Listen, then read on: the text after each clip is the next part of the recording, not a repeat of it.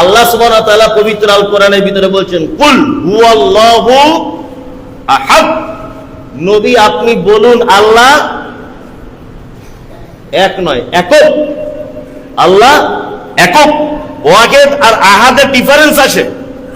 ওয়াহিদ আর আহাদের কি আছে? ডিফারেন্স আছে। কুল হুয়াল্লাহু আহাদ, নবী আপনি বলুন আল্লাহ একক। ওয়াহিদ মানে এক, কিন্তু আল্লাহ এখানে ব্যবহার করছেন আহাদ। এখানে তো ওয়াহিদ ব্যবহার করতে পারতেন, কিন্তু না, আল্লাহ ব্যবহার করছেন কি? আহাদ, একক আমি।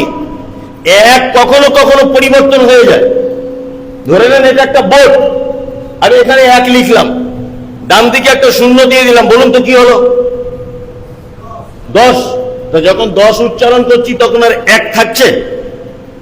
থাকছে? থাকছে না।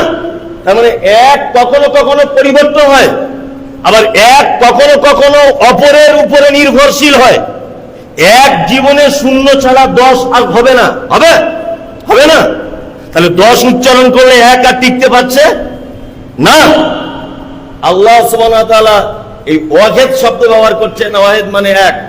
আল্লাহ বলছে কুল হুয়াল্লাহু আহাদ, নবী আপনি বলুন আল্লাহ একক।